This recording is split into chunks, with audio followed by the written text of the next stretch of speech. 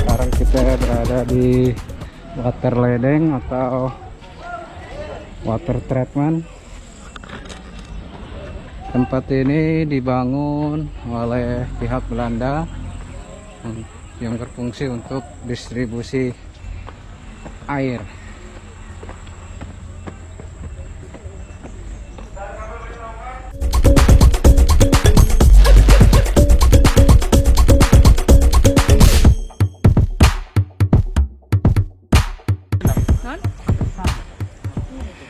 Nah, ini udah guys, jadi ini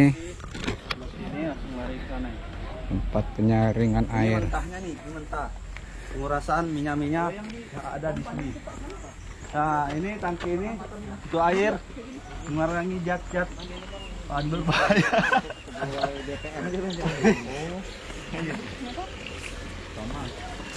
Kami ini anak-anak gempa. Oh salah. Masuk ke hutan melestarikan alam.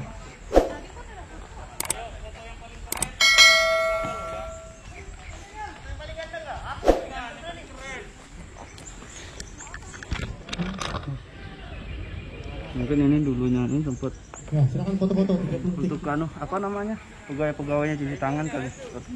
Siapa cantik fotonya dapat uang. Oke teman-teman, silahkan lihat-lihat dulu, silahkan lihat ini kompleksnya water ledeng.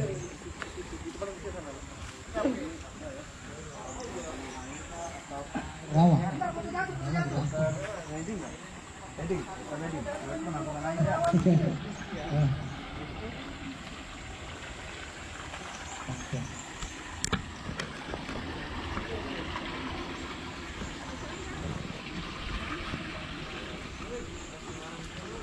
Nah, ini dia guys, fungsinya untuk menyaring air.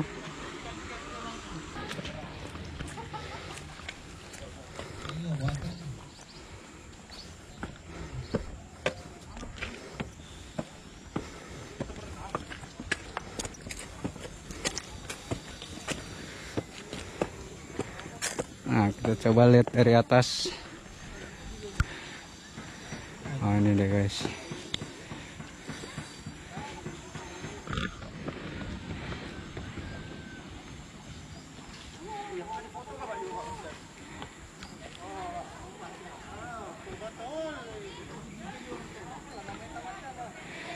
Sini ada 4 ya baknya.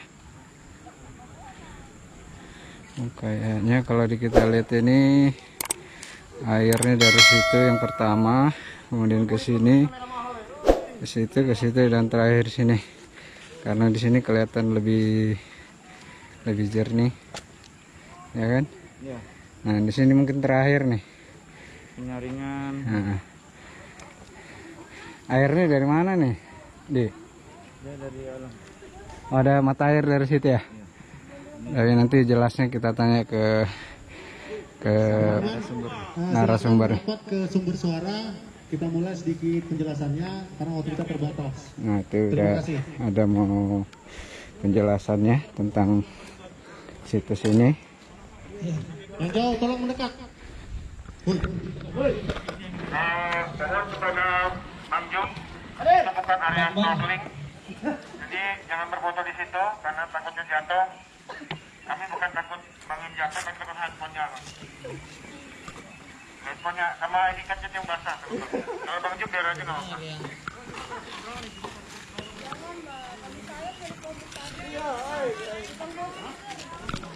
Dada sudah Bang, dada sudah.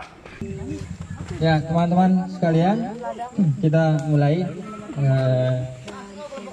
diskusinya sedikit ya terkait dengan water leding. Ya, water leding. Satu napas ya.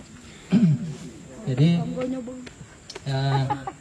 pertama saya mungkin menyampaikan bahwa ini mungkin apa ya, ini ladang tapi bagian dalam mungkin setuju kalau kita sebutnya gunung apa, bukit Skit ya, daerah Skit, Telaga air Pak. ya, jalan telaga air ya.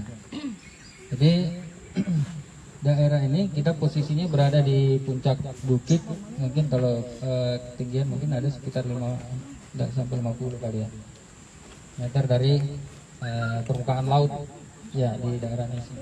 Yang pasti kita ini berada di puncak bukit Skip. Di belakang saya ini adalah kawasan rumah sakit umum Kota Tarakan. Dan di sebelah kiri kita tadi itu kita melewati ladang, taman oval, dan komplek-komplek perumahan BPM khusus untuk pegawai-pegawai tinggi BPM-nya. Baik Bapak Ibu, saya memulai lagi menyampaikan kepada teman-teman bagi semua bahwa yang pertanyaan pertama, kenapa ada bangunan seperti ini di sini? Kenapa ada water lighting? Apa latar belakangnya di zaman itu sampai harus membangun seperti ini? Ya, dan tempatnya harus di sini. Ya, itu. Jadi pertama terkait dengan aktivitas pertambangan ya di Tarakan pada zaman itu, kita langsung loncat ke tadi karena yang perkembangan pesatnya Tarakan itu di 1930-an juga gencar-gencarnya pembangunan infrastrukturnya juga di tahun-tahun itu banyak sekali yang muncul bangunan-bangunan sehubungan dengan pertumbuhan penduduk, pertambahan penduduk Tarakan ya di zaman itu, sehingga lahirlah beberapa termasuk perumahannya, kemudian rumah sakit itu sendiri.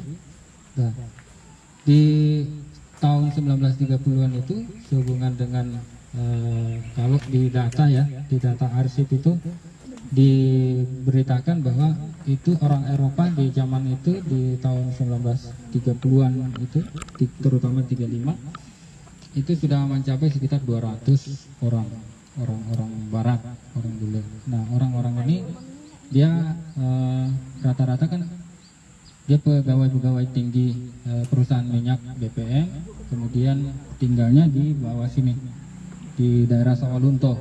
Ya, kalau dulu namanya Sawalunto. Nah, itu yang di perumahan-perumahan yang Pertamina sekarang yang tipe-tipenya yang agak-agak besar.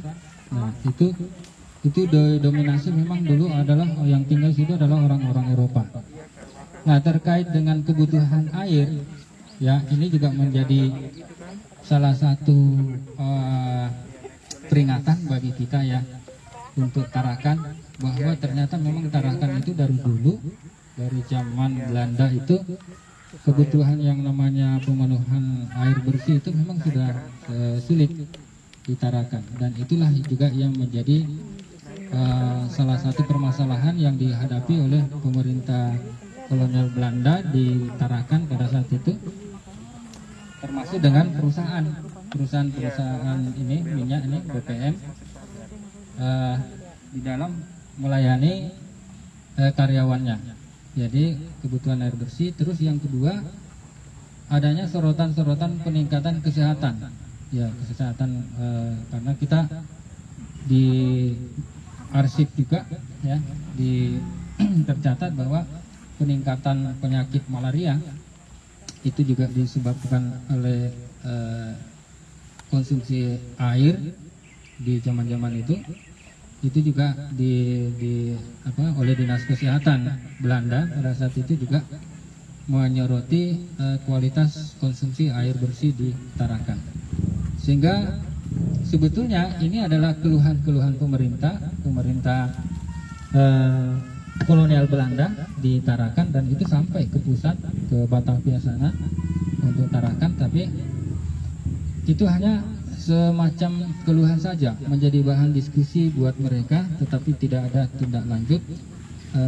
Dan justru yang menginisiasi melakukan pembangunan ini, tapi atas restu dari Dinas Kesehatan dan Dinas Pertambangan. Ini Dinas Pertambangan Belanda semua ya, karena waktu itu kan sudah dibentuk dinas. Ya, itu bersepakat kemudian oleh BPM, Bata Akse Petrolium Hafiz itu melakukan pembangunan ini water leading ini namanya nih. Nah, dan dari 1935 itu sudah menjadi keluhan, tetapi tidak ada realisasi. Justru muncul dan resmi dipergunakan ya. Ini tempat water leading ini bisa dimanfaatkan air bersihnya ya. Itu nanti di tahun 1940 ya. Jadi di 1940 baru ini betul-betul sudah dimanfaatkan airnya. Jadi ini water leading ini istilahnya itu kalau sekarang adalah PDAM. Kalau sekarang PDAM. Ya, jadi ini adalah singkat ceritanya ini adalah PDAM-nya Belanda. BPM. Ya, BPM. Ya, jadi BPM yang menginisiasi. Kenapa? Karena yang paling berkepentingan terhadap kebutuhan air bersih itu apalagi bule-bule. Yang mau dilayani ini kan dia tidak mau air seng yang dipakai minum, mandi segala macam kan, gitu. Nah, itu menjadi kewajiban perusahaan BPM itu. Maka dialah yang anggarannya dipakai untuk membangun water leading ini.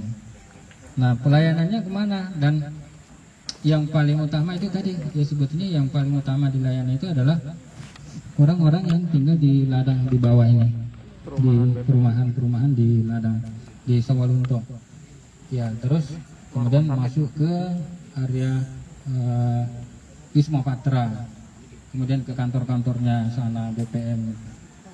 Ya, sebagian juga ada ke kantor pemerintah, termasuk di depannya itu, depan stadion dulu ada kantor migrasi dan kantor pos di situ sebetulnya. Ya, dan lain-lainnya di sekitar Martono. Nah,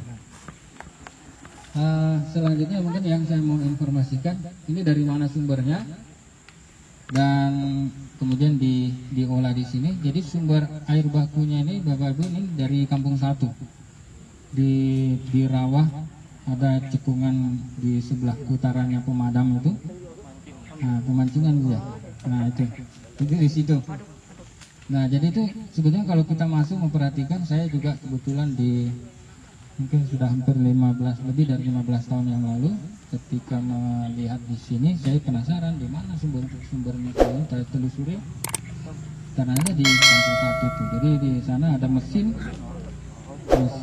pompa ya, mesin pompa bukan listrik ya. Jadi itu dipompa, airnya dipompa naik ke sini. Jadi ada 2 jalur Bapak Ibu. Nah, kalau Bapak Ibu seandainya masih ada orang-orang tua, saya juga kebetulan pernah mewawancarai Ibu Karno itu yang di Kampung 1 itu, mungkin masih hidup kali sampai sekarang. Jadi yang tinggal di bangsal-bangsal dulu di zaman Belanda itu, dia itu kalau ditanya mandi air apa, air merah katanya. Dia bahasanya merah, padahal sebetulnya airnya seperti ini, air seperti ini. Tapi dia layak dipakai mandi karena kan ini sebetulnya sudah tidak ada lumpurnya, sudah diendapkan. Jadi air dari Rawah sana itu dipompa naik, ada 2 jalur Bapak Ibu. Nah, yang jalur yang ke sini itu ditampung di belakang ini. Ini ada 2 tempat penampungan di sebelah sana itu sangat luas, kita bisa berenang. Kalau semuanya masih semua bisa berenang, itu besar sekali. Nah, itu jadi air dari Kampung 1 dipompa naik ke sini, didorong ya, maksudnya dipompa didorong karena mesinnya juga di sana di Kampung 1 itu dorong naik sini. Nah, kemudian air yang untuk kepentingan yang mau dialirkan ke Kampung 4, Kampung 6, dan untuk kebutuhan juga pekerjaan tambang, penguburan, itu di belakangnya Balai Adat. Sekarang ini di puncak gunung itu, kalau dulu itu masih kelihatan dari jalan itu ada juga tangki besar 2. Ya, ada 2 di situ. Tapi karena sekarang pohon-pohonnya sudah tinggi, jadi tidak kelihatan lagi. Nah, kalau teman-teman mau lihatnya lewatnya dari gas di arah Kampung 1 itu di belakangnya Kampung Timur. Nah, itu terus naik. Kalau naik motor, saya dulu naik motor di situ. Surveinya naik motor. Di sana juga ada 2. Bahkan perhitungannya itu lebih besar yang di sana dibanding di sini. Ya. karena dia lebih untuk mensuplainya itu kan lebih banyak memang di sana. Nah cuma air yang ke sana itu tidak diolah, dia cuma diendapkan di situ, baru kemudian sesuai kebutuhan dialirkan ke komplek-komplek perumahan karyawan rendah BPM. Nah yang di sini yang diolah, ya yang di sini yang diolah.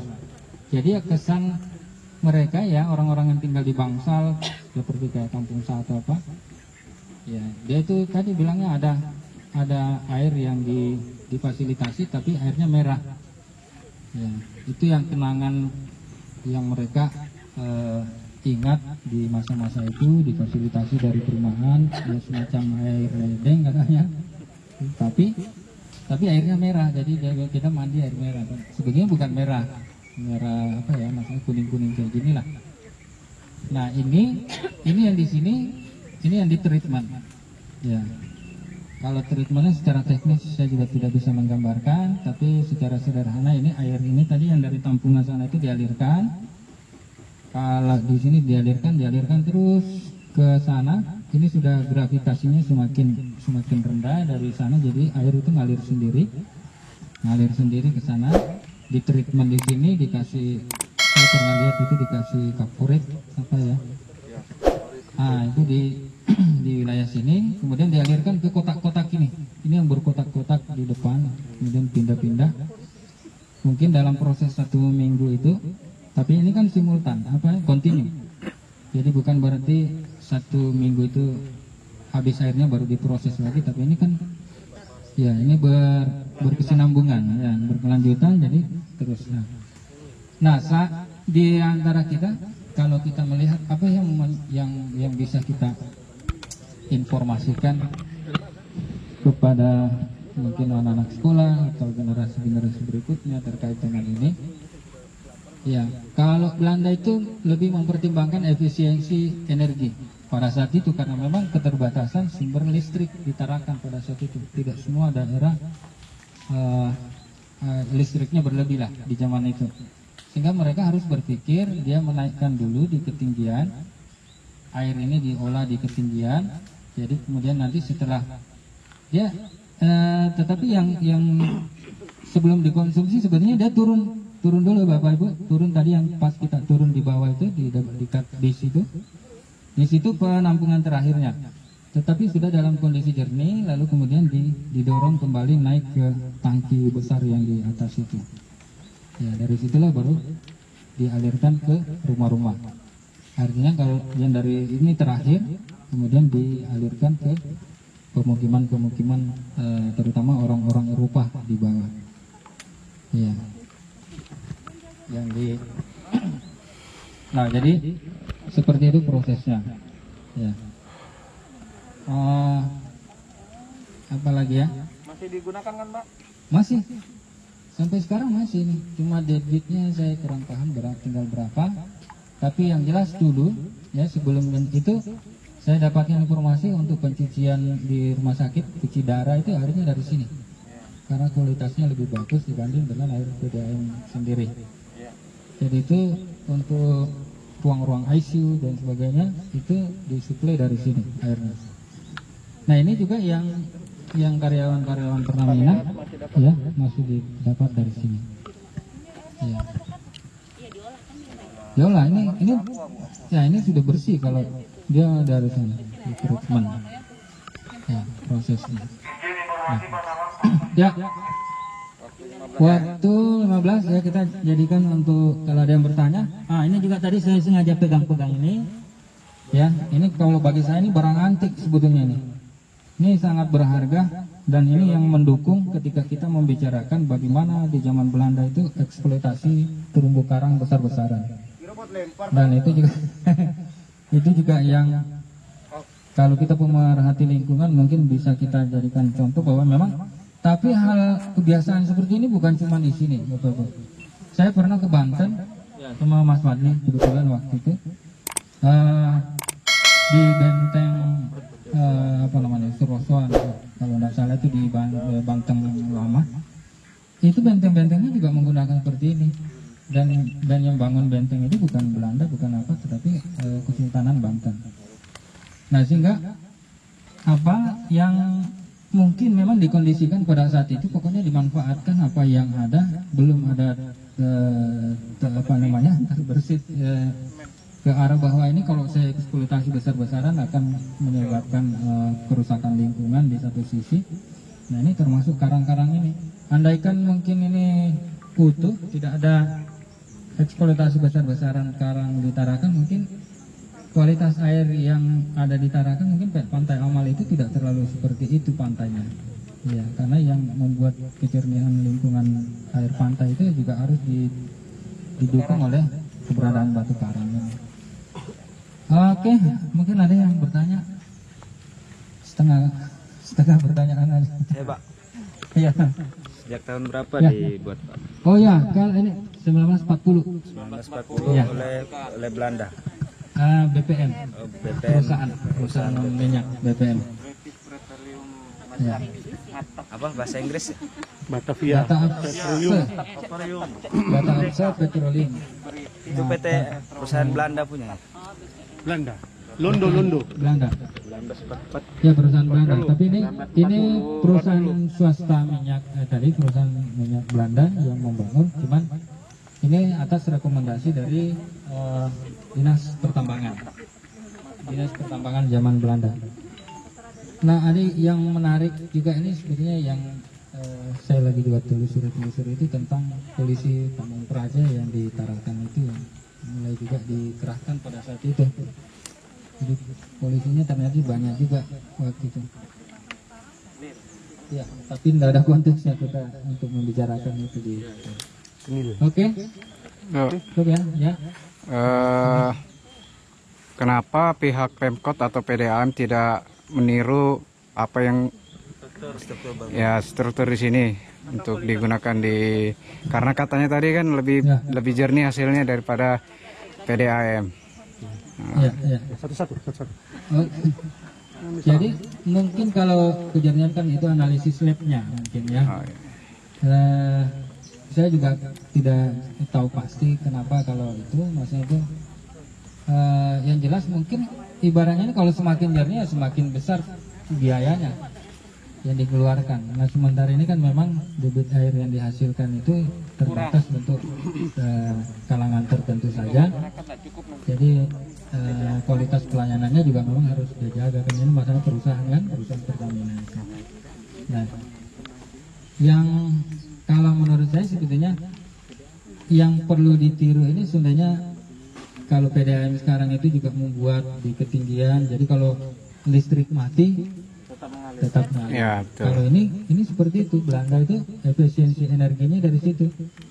Begitu sudah jernih, sudah bisa dialirkan ke rumah-rumah, dia tidak perlu tenaga listrik karena memang ini kita sudah di posisi ketinggian. Ya.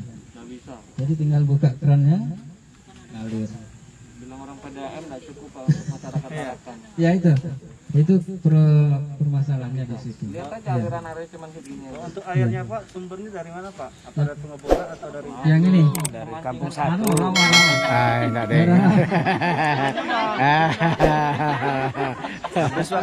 Rawa. Betul. Bagus. Bagus. Di mana rumah Pak? Ini daerah Rawa, Kampung Satu. Saya berani juga bercerita karena memang sudah saya telusuri semua. Sudah saya masih. Ini kan masih pipa asli mereka ini. Ini lurus ke sana, arah ke sana. Jadi di belakangnya rumah sakit. Nah, belakang rumah sakit yang ke sana. Rumah sakit. Satu tanya. Ya. Ini kan katanya dialihkan untuk pegawai BPM yang kalangan khusus. Apakah perumahannya hanya di Ladang atau sampai saya dengar ada di Kampung Baru juga ada perumahan BPM? Dulu. Ya, tapi kalau aliran ke sana dia tidak ada ini. Tidak ada informasi bahwa itu juga dimasukkan ke yang daerah Danau Jempang itu, Jempang. Ya. Itu tidak masuk ke sana yang alirannya. Karena prioritas konteksnya di tahun itu memang hanya untuk orang-orang Eropanya. Yang termasuk ke Wisma Patra yang dipakai untuk di kolam renang segala macam itu. Ya ini memang sedikit kalau kita mau bilang ini memang orang-orang elitnya lah sebetulnya di zaman itu, karena tanggung jawab besarnya perusahaan itu ada pada orang-orang Eropa tadi nih kan. Kalau mungkin pelayanannya tidak bagus, orang Eropanya ini kan direkrut juga masuk ke sini sebagai pekerja profesional. Ya, namanya perusahaan Menengah ke atas. iya. Buruh mandi di sungai. Mantap aja kalau guru, mantap mandi air atap. Di zaman kolonial Belanda dulu pernahkah mengalami krisis air, kesediaan air? Nggak tahu juga ya, saya belum lahir. Iya. Ya justru inilah yang melatari sehingga ini dibangun ini. Karena itu yang tadi saya bilang pertama, ini mungkin menjadi catatan buat kita semua bagaimana kita merawat lingkungannya Tarakan. Ya karena ternyata memang dari dulu yang namanya penyediaan air, sumber air yang bagus itu ya, itu agak sulit di Tarakan. Ya karena nggak ada sungai. Tarakan kan nggak ada sungai besar, dia hanya mengandalkan air-air permukaan misalnya.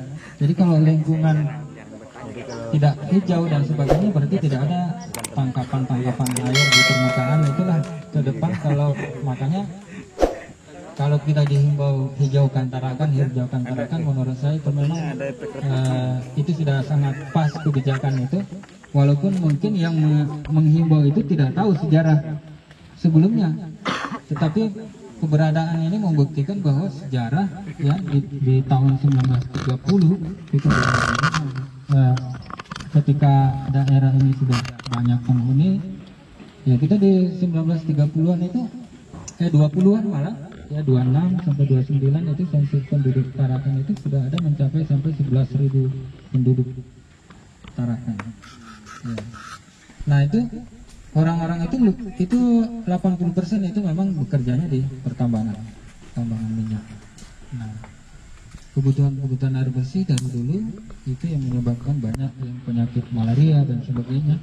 Itu juga karena penyakit malaria itu, nah saya sambungkan, sehingga Dinas Kesehatan Belanda didesak untuk membangun pertamanya poliklinik, lalu kemudian di 1935 itu dibangun peletakan dasar pertama batu pertama pembangunan rumah sakit yang sekarang ini. Jadi ada rumah sakit zaman Belanda juga dibangun di sini. Ini yang sekarang jadi rumah sakit umum Tarakan. Ya alhamdulillah masih tersisa satu bangunan. Nah, jadi ini guys tadi yang dikatakan narasumber, air dari waduk di Kampung 1 ditampung ke sini, kemudian melewati parit ini untuk di treatment atau disaring lagi di kolam-kolam yang sudah ada di depan itu. Nah, tadi juga dikatakan bahwa air ini untuk kebutuhan konsumsi perusahaan pegawai pembesar perusahaan minyak Belanda di zaman Perang Dunia Kedua.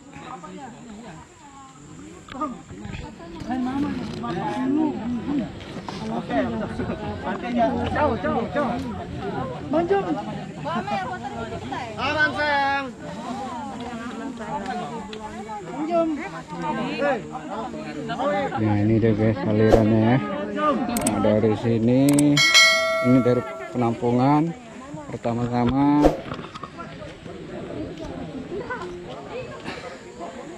ke kolam yang berbentuk seperti labirin ini. Nah, di sini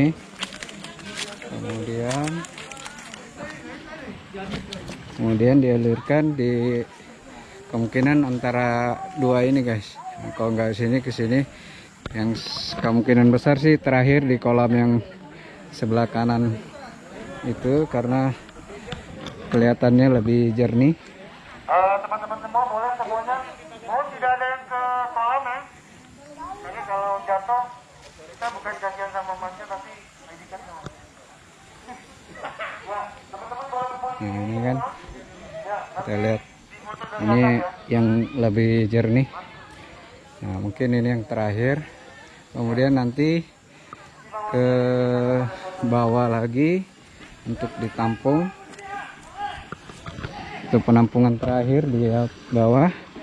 kemudian dinaikkan lagi ke atas. Nah, dari sini kemudian dialirkan, didistribusikan ke rumah-rumah.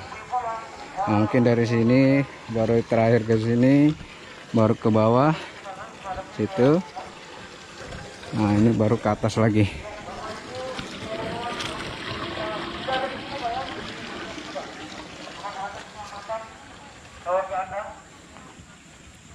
Nah, ini peserta pelatihan pemandu wisata sejarah bersiap-siap pulang untuk menuju ke lokasi terakhir di Peningki.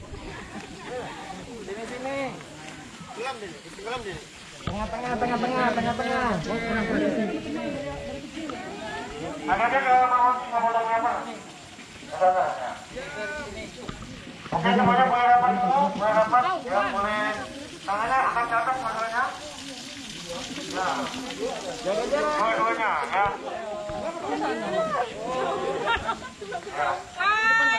Lompat kak. Siap ya. Belum. Dua-dua tangan, angkat tangannya, dua. Dua tuh satunya dilempar.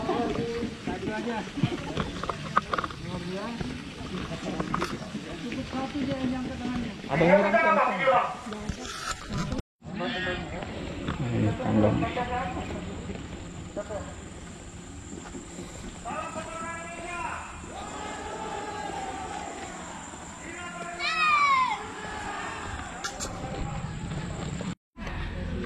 Oke guys, jadi sini ada toiletnya. Nah, ini kemungkinan hasil air dari atas itu guys. Kita lihat jernih ya. Atau lebih pastinya kita tanyakan ke petugasnya. Nah, ini dia guys. Mungkin penampungan terakhir di sini, tempat pompa buat ke atas. Nah, ini peserta pelatihan sudah siap-siap pulang untuk melanjutkan ke tempat terakhir di Peningki.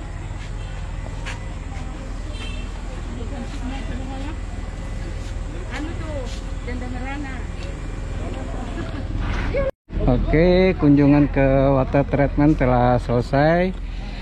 Semua peserta akan kembali ke base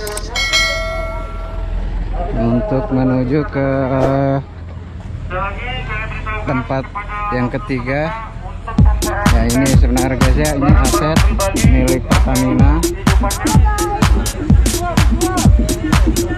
Sesuai dengan baknya ya.